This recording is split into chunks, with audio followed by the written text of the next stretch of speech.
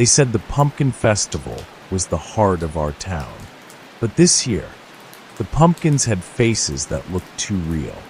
And when I saw my own name carved into one, I realized the town had been keeping a secret.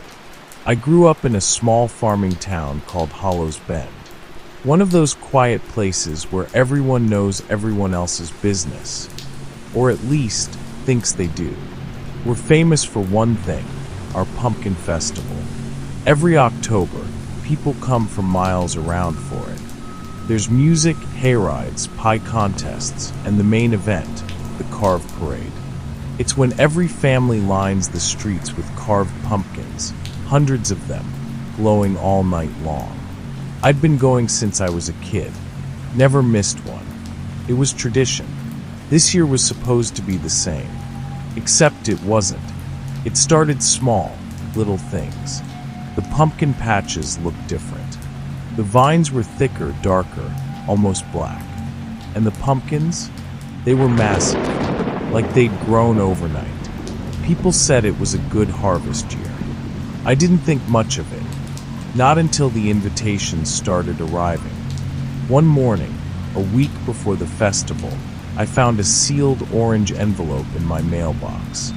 No stamp, no sender, just my name in looping, old-fashioned handwriting. Inside was a single card that read, "You're invited to the Hollows Bend Pumpkin Festival, midnight ceremony. Private attendance only. We look forward to your contribution." Contribution? I thought it was some new event, maybe a town fundraiser or secret contest. I laughed it off and tossed it onto my kitchen counter. But later that night, when I came home from work, the envelope was back on my doorstep. Same handwriting, same card. Only this time, there was a line added at the bottom. "Don't ignore us again." After that, things started to feel off. Every night I'd walk home from the diner where I worked the evening shift. The air was colder than usual, carrying the scent of damp earth and rotting leaves. Sometimes I'd hear footsteps behind me, slow, dragging ones. But whenever I turned around, no one was there. The pumpkins that lined people's porches started to look wrong. The faces were carved too deep, almost sculpted, with teeth, wrinkles, and eyes that seemed to follow you. And sometimes, I swear, I'd see them move, just slightly, their mouths twitching when the wind passed. I told my co-worker, Sam, about the invitation. He frowned and said quietly, "You shouldn't have gotten one." I laughed. "What?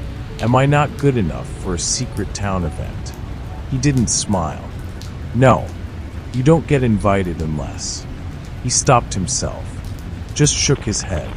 That night, when I closed the diner, I found another envelope waiting on my car windshield.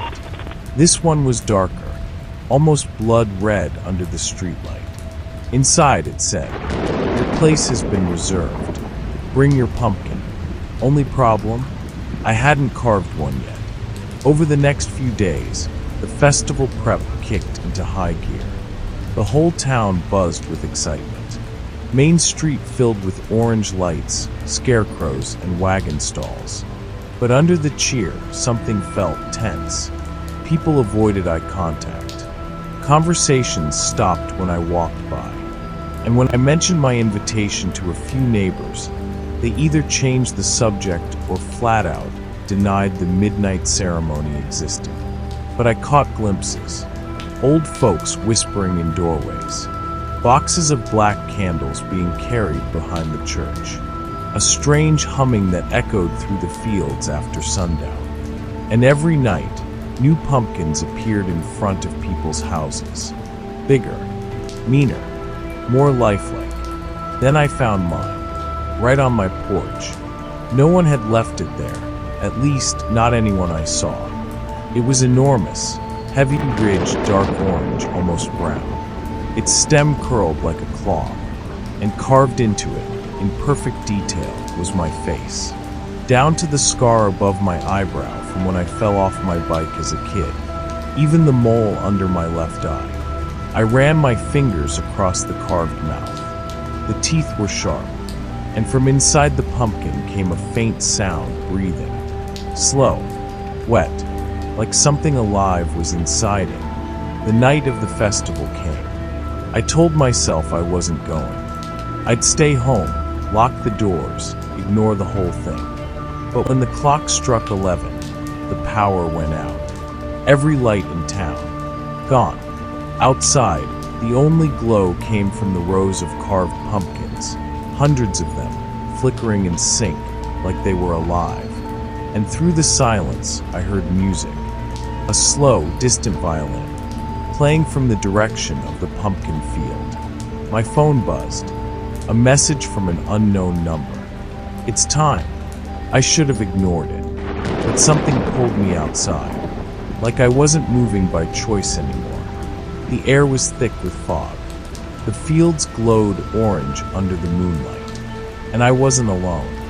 Dozens of people were walking toward the same place, the old town square, where the festival usually ended. But their faces were blank, their eyes empty. Each of them carried a pumpkin, each one carved to look just like them. When we reached the square, the mayor was waiting, Mr. Deacon, an old man who'd run the town for as long as I could remember. He stood beside a huge bonfire, flames licking the sky, casting long shadows across the cobblestones. In front of him was a wooden table. On it sat a massive pumpkin, bigger than any of the others. Its face was carved into a skull. The mayor lifted his arms and said, "Welcome, Hollow's Bend. The harvest is ready." The crowd murmured. The air buzzed.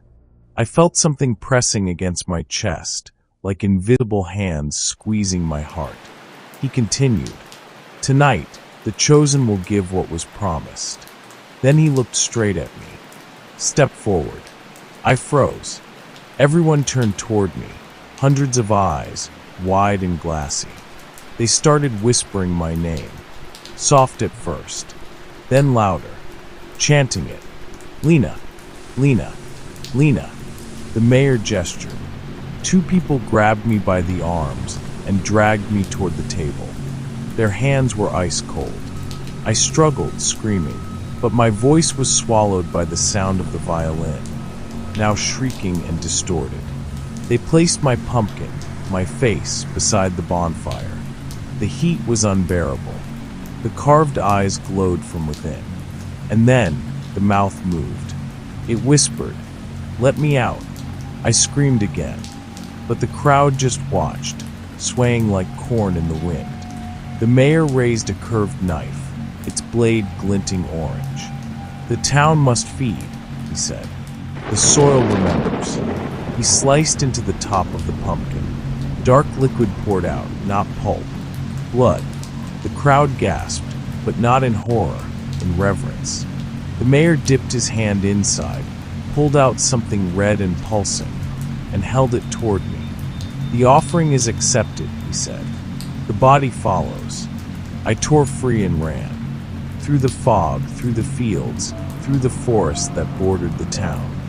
Behind me, the chanting turned to screams. The fire roared higher, and the smell of burning pumpkins and flesh filled the air. I didn't stop running until dawn. When I looked back, the town was gone. No smoke, no lights, just empty fields. I collapsed on the roadside, shaking, crying, trying to convince myself it was all some hallucination, a nightmare. But when I reached into my pocket, I found something heavy, cold, a pumpkin seed, covered in blood.